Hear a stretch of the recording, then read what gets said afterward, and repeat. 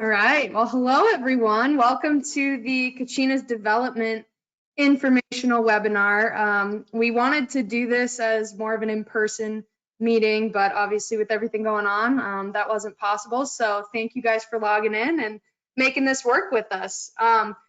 It looks like we know most of the people on the call, but there are a few new people that we don't know. So we'll just quickly introduce those of us who are on the call, and then we'll go through a quick slideshow and then open it up to Q&A at the end. So my name is Lindsay Fry. I am the president of the Kachinas. Matt? I'm Matt Schott. I'm the hockey director for the elite program for the Kachinas and the vice president. And I am Erin Kane, the director of the development program. I'm Christina Kehoe. I'm the director of marketing. I'm Katie McGovern, and I'm the director of recruitment and retention. Awesome. So I am going to share my screen real quick.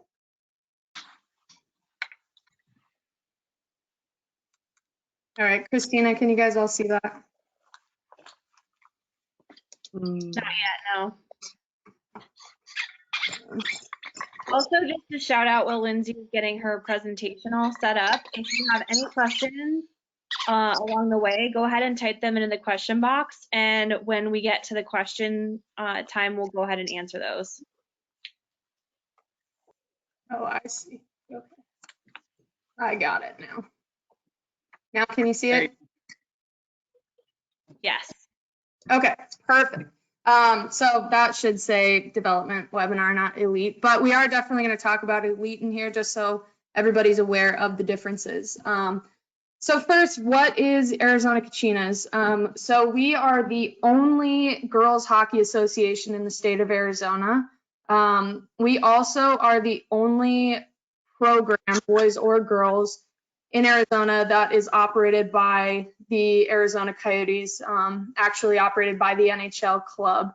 A lot of people think that the junior Coyotes are operated by the NHL team, and that's not true. So it is really cool that our program is the only team that has some of the resources and benefits of being part of an NHL umbrella. We also are primarily female-led. Obviously, we have Matt Schott, who is incredible and has been, an amazing advocate for women's hockey for as long as I've known him. But we do have a lot of women on our leadership team, as you can see, and we have a lot of different experiences that range from national teams, pro teams, and all levels of college hockey. So we really thinking about the long term. I know a lot of you who are on the call have younger kids, and you're probably not thinking about college yet, but eventually that's definitely something that kind of our depth of experience can help with.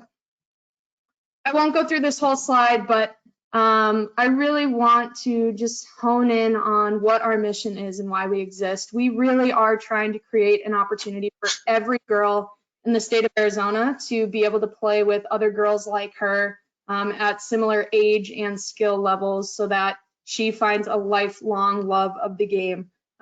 Last year, for those of you who were in the development program, other than the 8U team, we definitely had some struggles at the other levels. We want to make sure that this season we are really aligning with this mission and adjusting and adapting to make sure that we can live this, and we will go into some of the details of what those adjustments are later on. And then a lot of this stuff for the vision, for those of you who have been part of the program, you've seen this before, but ultimately it just kind of outlines the growth that we're looking for. A lot of this has more to do with elite, but ultimately what we're trying to do are create Kachinas for life. We want these kids to remember their experience as a Kachina forever and remember the memories that they made for a long time to come. Some of the people who are not on this call, again, a little less relevant for development is Vanessa Maines. So she is our director of player advancement. She really helps kids get to that collegiate level. So She has a wide network of college coaches at all different levels, and she does a really good job of helping kids get there. Natalie Rossi is our director of coaching development. She'll be working with a lot of the development coaches specifically, the development program coaches specifically. The development coaches are sometimes a little younger, a little newer, and she is going to be there making sure that they are getting the development they need to give your daughters the best experience possible.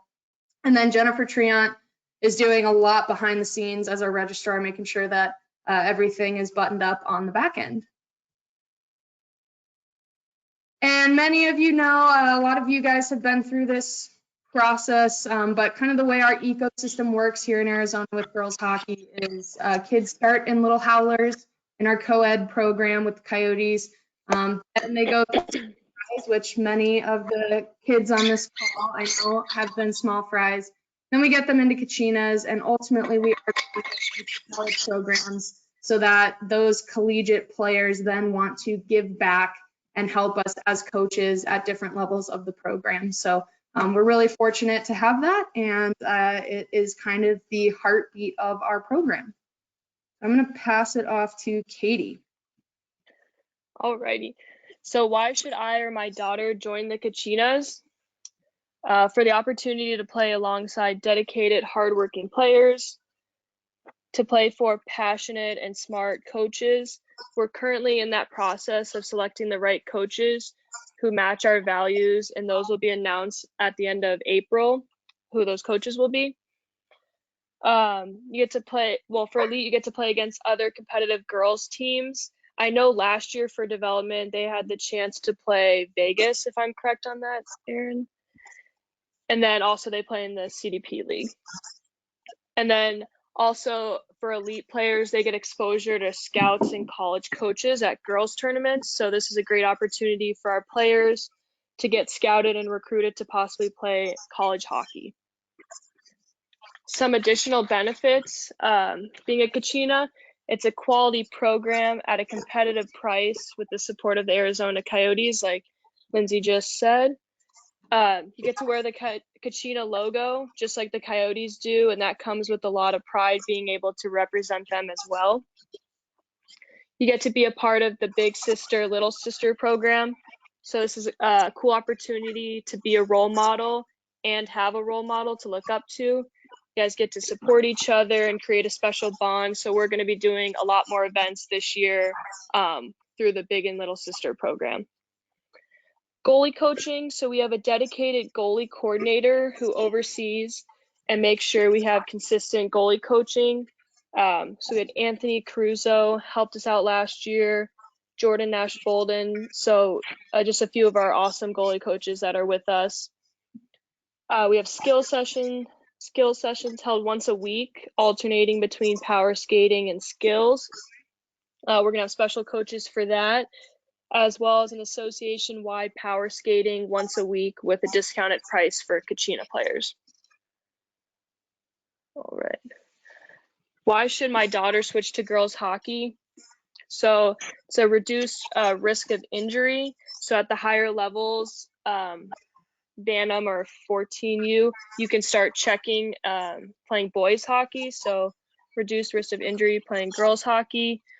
The social components, I think that's one of the most important reasons, is you get to create long-lasting friendships you build with your teammates, the girls. And then for our elite players, the exposure to scouts and colleges, kind of like I just mentioned, when you go to girls tournaments, they have college coaches there watching, so you could potentially be recruited to go play for them. As well as a long list of female role models. A lot are on this call, and then a lot helped out last year and will continue to help out this year.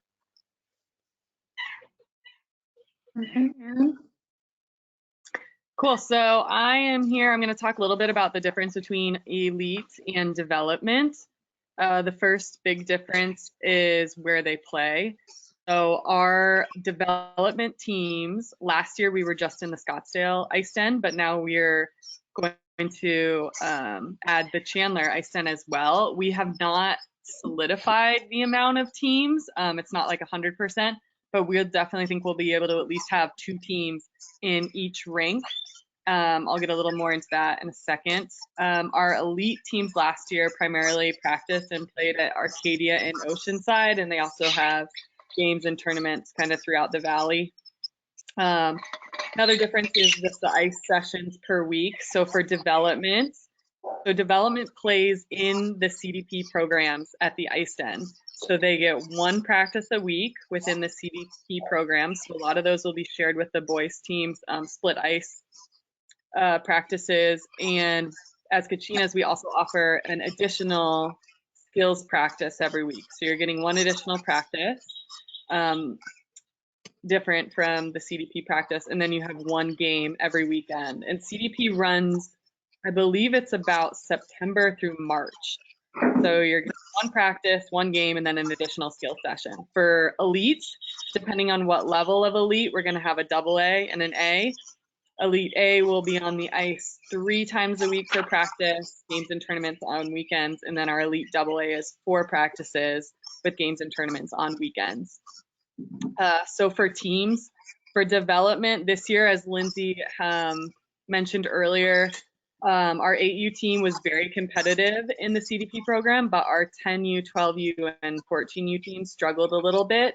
And we want to offer more competitive games, kind of get the skill level matched between our opponents. So what we're doing this year is we're going to make combo teams. We're hoping to do 2 8U teams, 1 at Chandler, 1 at Scottsdale. These will be pretty true 8U players. There might be a few 10Us that maybe just got through small fries or are just beginning that we'll have room for on those teams. And then we're going to have a 10U, 12U combo team that's going to play in the 10U CDP, which is Squirt. And then we're going to have we're hoping to have 2 of those teams, 1 in Chandler, 1 in Scottsdale.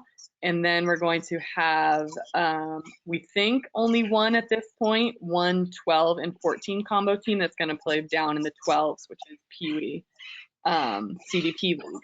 So by doing those combo teams, we're hoping that the girls can play more based on their skill level, not necessarily their age group, and just make those games more competitive. The other great news is with us having multiple teams at different rinks, we can now have games, kind of inner Kachina games that'll be really cool. Our 8U Chandler's playing our 8U Scottsdales, and things like that. And as Katie mentioned, last year we were able to play games against, we did a Las Vegas team, which was really fun, and we also had New Mexico come out. So we offer more than CDP offers. We get a lot of extra games. We try and get different girls teams in here and just really every opportunity we can. And then of course the last thing, development, the cost is between $1,100 and $1,600. And elite is that kind of extra level, $3,500 to $5,000, depending on if you're A or AA. Lindsay can expand a little more on this, but what we are going to do this year, because we do offer a little bit more than just the CDP does, without kind of 1 practice, 1 game a week, because we offer that additional skills practice, we get a little extra swag. We're going to have extra inner Kachina games. We are going to add an additional, probably a little supplemental fee. About how much would that be, Lindsay? Right now it's I would say between 300 and 500. So your base cost for CDP is 1,100, and then it'll be an extra 3 to 5 on top of that to cover some of those additional expenses.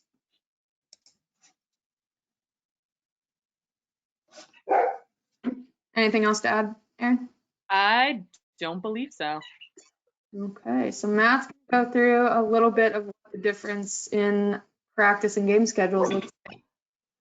Yeah, so the practice and game schedule for the development team is all based on what the CDP puts together.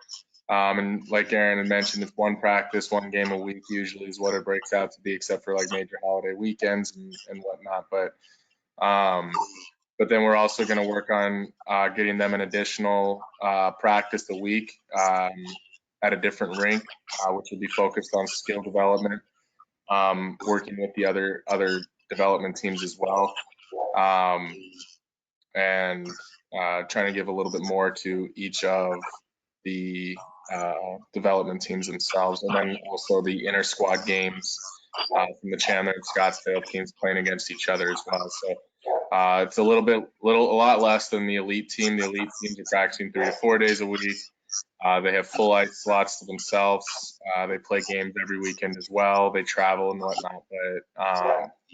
But with the development team, we do plan, and that's what Lindsay was just talking about with that additional fee. We are planning on utilizing that for more ice time for your girls. Not an intense amount where it's taken away from other things, but still an extra amount that we can continue to develop your girls and give them more of an opportunity than they would get in their house league.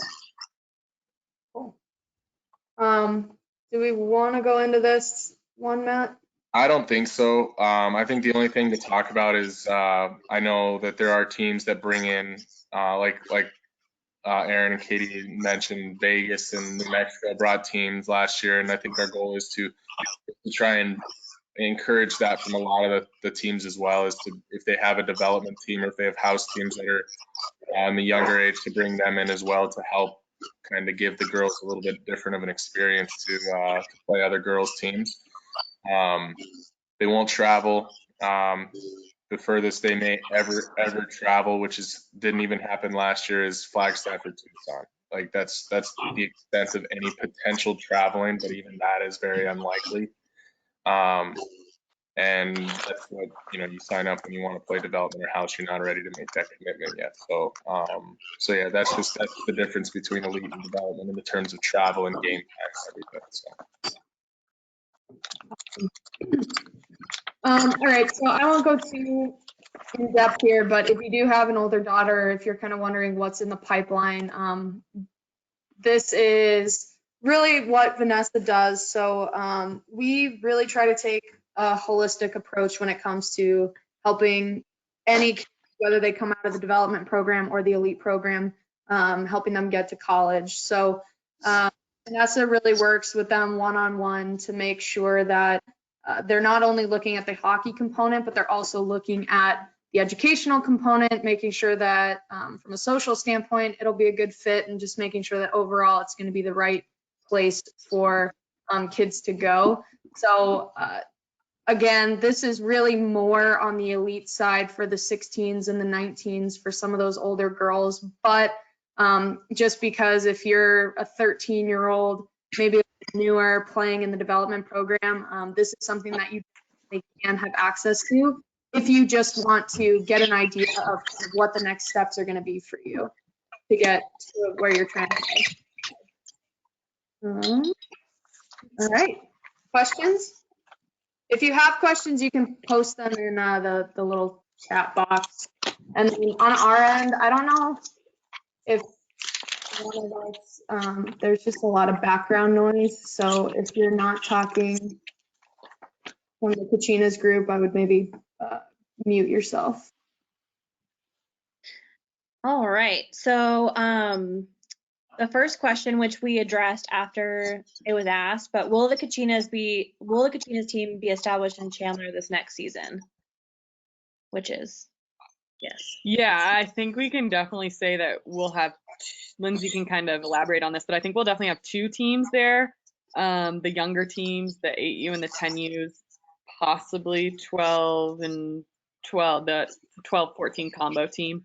But yeah, that's why we've asked you to fill out so many surveys and all these things, is just so we're getting a better number or idea of a number, but it looks really promising. We'll definitely have some team there for sure in Chandler and Scottsdale. And I would add a couple things. One, if you don't know what we're talking about with the RSVP survey, please go to our website, azkachinashockey.com. It should be the top thing on there. Fill that out so we know that you're interested in the development program. If you've already filled out that RSVP, you do not have to go do it again. One thing that we are very much trying to do differently this year than last year, and part of the reason why we're expanding out, is because last year we had very large rosters for development. We definitely are planning on keeping those much smaller, closer to 15 for the older teams, rather than last year having closer to 18 or 19. So we definitely want to make sure that kids are getting as much ice time as possible. And then I had another point. I will remember it. What's the next question? All right. What is CDP? CDP is Coyotes Development Program. I believe that's what it stands for, but it's basically the house leagues in the ice dens. So it's their house leagues. We play against boys teams in development, but it's their house leagues, Coyotes Development Program. Oh, I remember what I was going to say. One thing we didn't talk about was the timing for development evaluations. So last year, what we did and what we were hoping to do this year was we did our elite tryouts first, and then we did our development evaluations after. The reason we call it an evaluation is because the goal is to not displace any kid or not cut any kid. We know, unfortunately, we had to do that last year, but spreading out this year to different rinks, we're really hoping we don't have to do that. Because of the change in timing with everything going on right now with the rinks being closed, we will probably do our development evaluations as soon as the rinks open back up. That could be first week of May, that could be first week of June. We have no idea. But the elite teams have some different rules, state rules that they have to follow. So theirs might be pushed back a little later. But to work together with the ice down, make sure they have good numbers. We will probably have our evaluations as soon as the rinks open back up. So that's why it's so important that we have that RSVP form from you guys, so we can make sure that you know as soon as we do when evaluations are going to be. Awesome.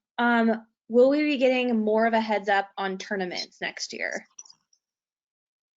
So for example, like in 8U, we got an invite out to San Diego, but I know that we don't always have that advance notice. It's sometimes just whenever the tournament springs up, and then we get the invite. So I don't know if anyone has anything else to add. So this year, the 8Us, we do plan on having the 8Us in all of the jamborees that are hosted by the state. If we have 2 8U teams, I'm not exactly sure how we're going to do that. We have been offered 1 8U team slot in all of those jamborees for the AZYHL. So once we have those dates, we'll definitely share those a lot quicker than the week before than last year. But usually, as far as like the actual timing and everything, that usually does not come out until less than a week prior to the actual jamboree. But regardless, for the other ages, I mean, I don't know, I don't know turkey shoot and stuff like that if they're going to be involved. Yeah, I mean, but there'll definitely be more of a notice once we figure all that stuff out, now that we see what tournaments are available in state for them. Well, Yeah. I think what they're referring to is last year we kind of asked at the last minute about potentially having them go out to the San Diego tournament. So I think we'll just make sure that we're proactive right out of the gate once we know who our teams are, and have those conversations early with parents and players to see if it's something reasonable that everybody wants to do. And that will be, if we do go to a tournament, it would be an additional cost that would just be split out equally amongst the kids who are able to go.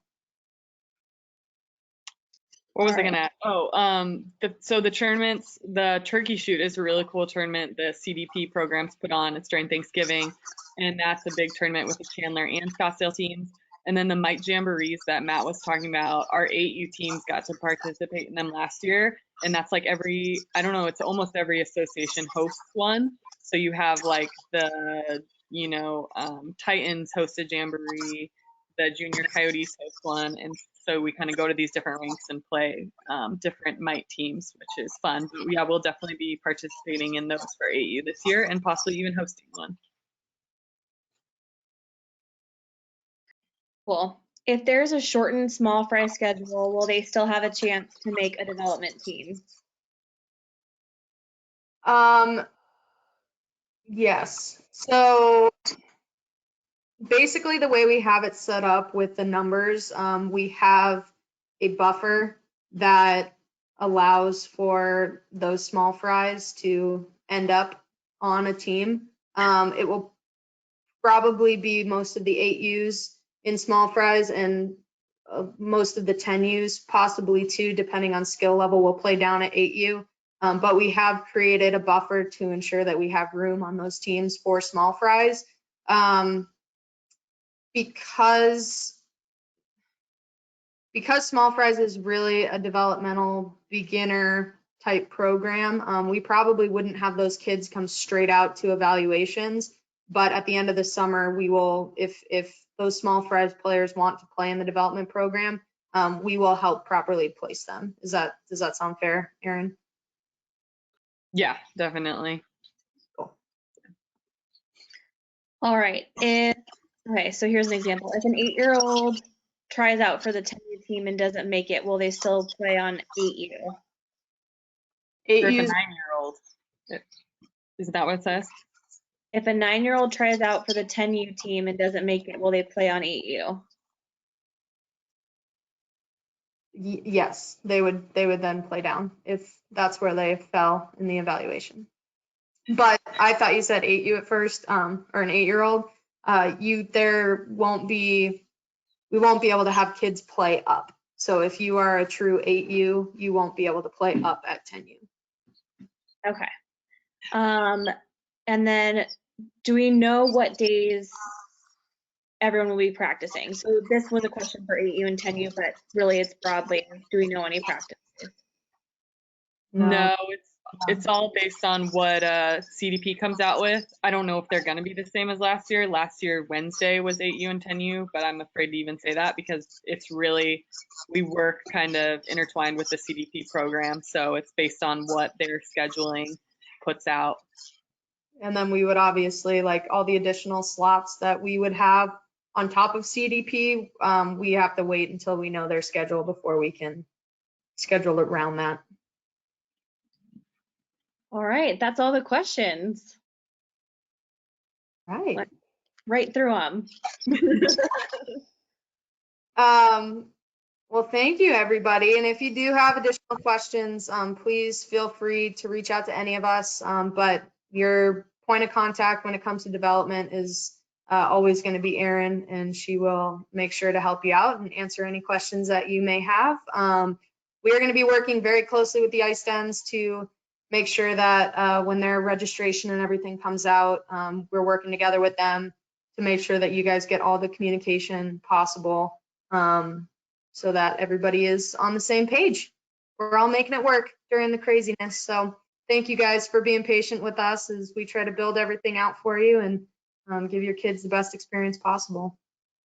And one final plug, if you haven't noticed already, we've been putting out a lot of videos on our YouTube channel for off-ice skills and hockey workouts, and there'll probably be more to come. So make sure you're subscribed to that channel so you get the videos right away. Awesome. All right. Thank you, everybody. Bye, guys. Thank you. Bye.